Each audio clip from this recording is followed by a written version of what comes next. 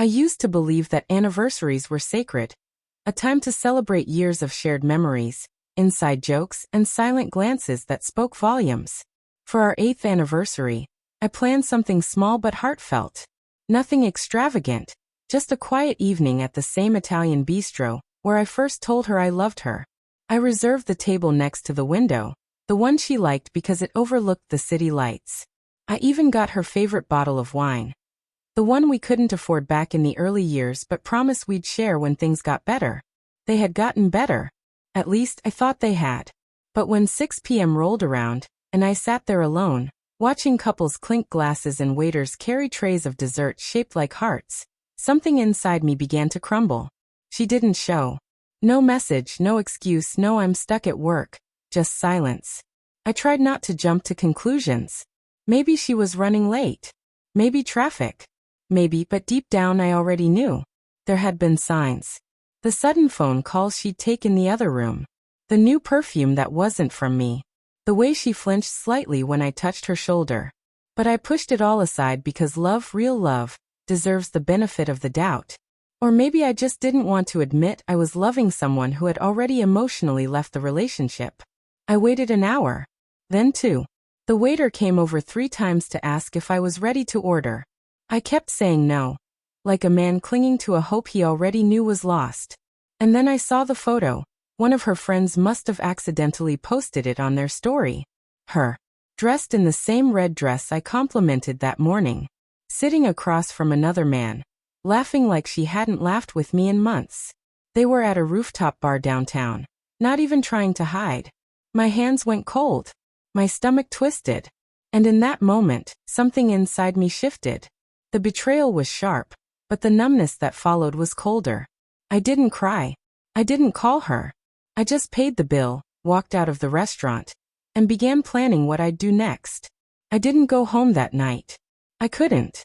The thought of walking into the apartment we had decorated together, where every corner still held pieces of our laughter and arguments, made my skin crawl.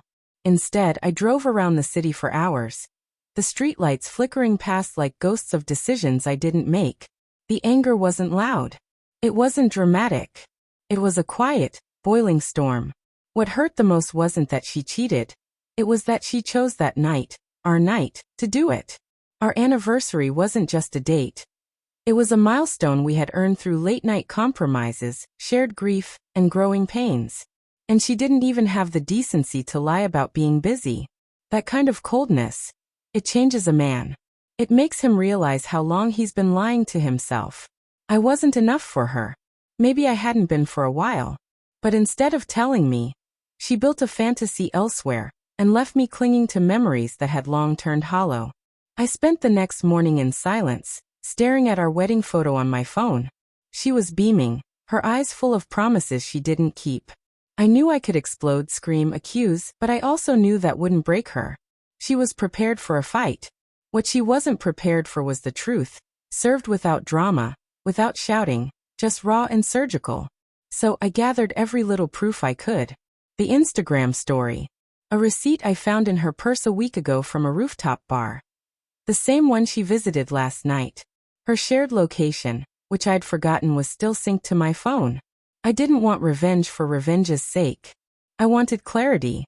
I wanted her to see exactly how much I had seen, how deeply I understood the betrayal. And then I planned the dinner. Not a confrontation, but a farewell. I texted her that I wanted to make up for missing our anniversary, that I had something special planned for the weekend. She responded with a smiley and a can't wait red heart, the kind of message that would have once made my heart race. Now it only made my resolve stronger. If she was going to lie with a smile, I was going to destroy the illusion with the same calm. That Saturday evening, she walked into the restaurant looking like nothing had ever happened.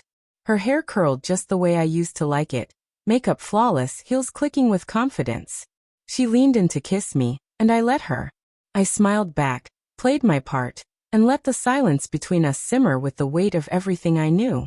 Over dinner, I asked her how her week had been. She lied effortlessly. Something about a new project at work, late nights, and needing a break. I listened, not interrupting once. When dessert came, I excused myself and returned with a small gift bag. Happy anniversary, I said. She opened it, expecting something romantic. But inside was a single envelope. Confused, she pulled out a printed photo. The one of her and the man on the rooftop laughing. Then came the location logs, the receipts, screenshots of messages from her friend's story.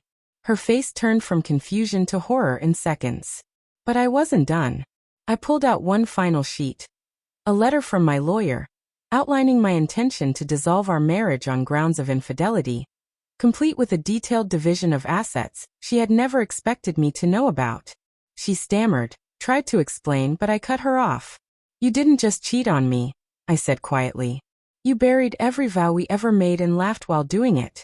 You spent our anniversary lying in another man's arms while I sat alone, still believing in us. That ends tonight. The room around us faded. There was no public spectacle, no yelling. Just the sound of her breath hitching and the slow collapse of the fake world she had built around her. She broke down right there at the table. She wasn't expecting me to have strength. She had spent years convincing herself I was the weaker one. But the truth has a way of flipping the script. I walked away from that dinner not with revenge, but with peace. Real peace. The kind that comes when you stop begging to be loved and start choosing to respect yourself. She may have spent our anniversary with another man, but I walked out of that marriage with my dignity intact. And that, more than anything, made her collapse.